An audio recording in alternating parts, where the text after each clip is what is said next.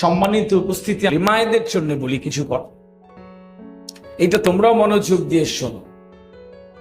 একটা ছেলে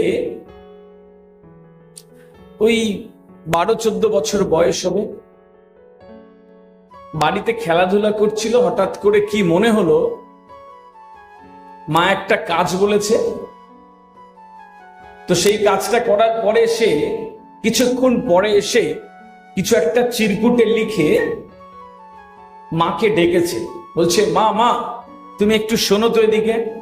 তো মা কাজ করছিল, আঁচল দিয়ে কপালটা মুছে, মুখটা মুছে একটা জায়গায় বসে বলছে, কি হয়েছে বাবা, তুমি কি কিছু বলবে, বলো।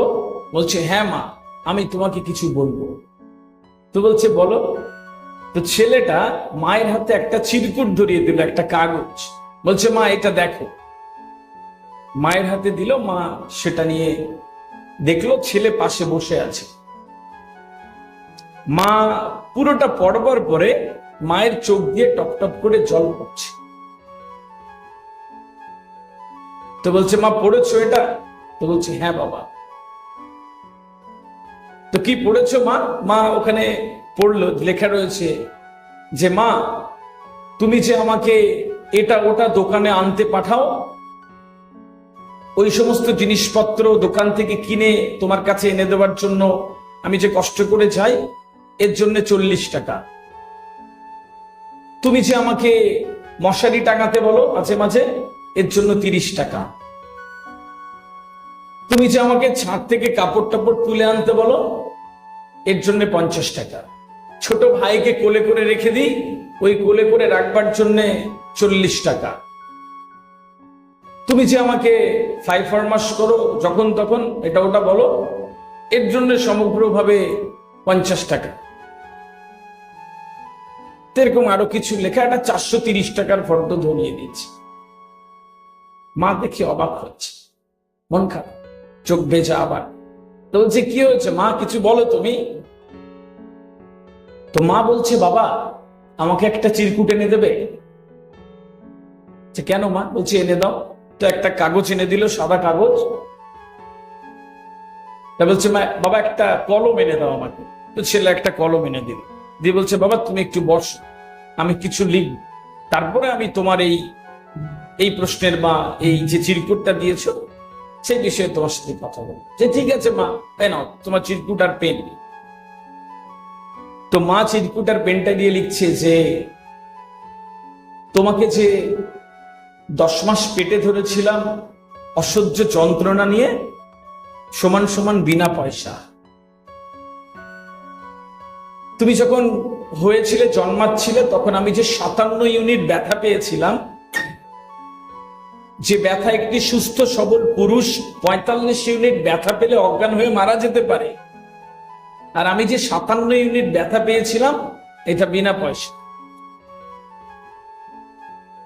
তুমি হওয়ার পরে যে আমি প্রতি রাতে ভালো করে ঘুমাইনি, ঘন্টার পর ঘন্টা জেগে যেতাম তোমার ডায়াপার পাল্টানো হবে বলে, এটা বিনা পয়সা। তোমার শরীর খারাপ হলে আমি যে রাতের পর রাত জেগে থাকতাম, তোমার মুখে একটু হাসি দেখলে আমার ভালো লাগতো, তার জন্য যা ইচ্ছা করতাম, এটা বিনা পয়সা। তুমি যখন আস্তে আস্তে বড় হচ্ছ, কোন একটা খেলনা চাইতে, যেটা খেলনাটা পেলে তুমি খুব খুশি হতে, আমার কাছে টাকা থাকতো না হয়তো, তাও যে কোনো হোক তোমার জন্য আমি ম্যানেজ করে দিতাম, তারপর তুমি যে হাসিটা হাসতে, ওইটা ভালো লাগতো, এটা বিনা পয়সা।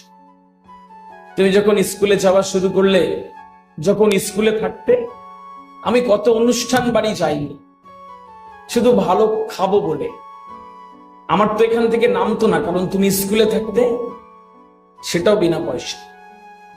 তারপর তুমি আস্তে আস্তে বড় হলে, আজকে এই জায়গায় এলে, আর এখনো আমি যে আমার নিজের থেকেও তোমাকে সবচেয়ে বেশি ভালোবাসি। এই পৃথিবী একদিকে, আর একদিকে তুমি থাকলে আমি তোমাকে মেনে নেব, তোমাকে পছন্দ করবো, আমার বুকে নেব তোমাকে, এটাও বিনা পয়সায়। ভালো থেকো। ছেলেটা চিরকুটটা হাতে নিয়ে নিচে লিখে দিচ্ছে, মা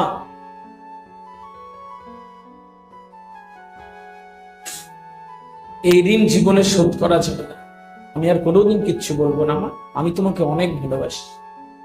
ছেলেটা আস্তে আস্তে চলে গেল।